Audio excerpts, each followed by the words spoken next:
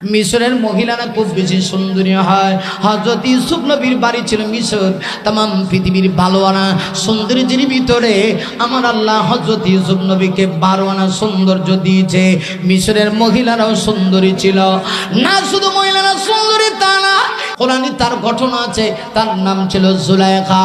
জুলাইখা ছিল আজিজ মিশর, মিশরের বাদশার স্ত্রী, অথবা একটা বর্ণনা অর্থমন্ত্রীর স্ত্রী ছিল জুলাইখা।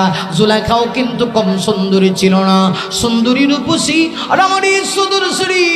ওই যুগে এমন একজন সুন্দরী মহিলা, সে নিজে হযরত ইউসুফকে সন্তানের মতো লালন পালন করত। কিন্তু ইউসুফ নবী যখন যৌবনকালে পদার্পণ করেছে, ইউসুফের সৌন্দর্যতা দেখে জুলাইখা ইউসুফ নবীকে প্রেম আবেদন নিবেদনের পাসপোর্ট লাগাইতে চায়। কিন্তু তিনি তো পয়গম্বর, তার শরীরের ভিতরে কোনো নাপাক লাগবে, আল্লাহ সেটা বরদাস্ত করবে না। না পৃথিবীতে আমার আল্লাহ যাদের অন্তরের ভিতরে নাপাক আছে গো, আমার আল্লাহ এমন কাউকে পয়গম্বরই দেয় না।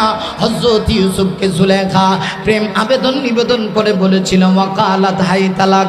জুলাইখা ডেকে ডেকে বলেছিল, ইউসুফ রে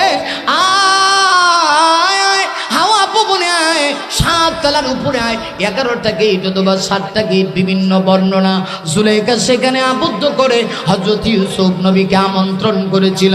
ইউসুফ পয়গম্বর ডাক দিয়া কয়, মাদাল্লাহ, আমি আল্লাহকে ভয় করি, আমি আল্লাহর আশ্রয় চাই। ইউসুফ নবী কথা বইলা একটা দৌড় মারছে, সঙ্গে সঙ্গে সবগুলি দরজা গেট খুলে গেল। হযরত ইউসুফ নবী কত সুন্দর, জুলাইখার এই খবরটা মিশরের সব জায়গায় পৌঁছে গেল। যেই মগরতে পৌঁছে গেছে, মহিলাদের একটা পদগুণ, সেটা হলো মহিলাদের কথা হজম হয় না। যদি কন রহিমার এই কথাটা কইস না, সকালে উঠতে দেখবেন পুরা এলাকা গেছে।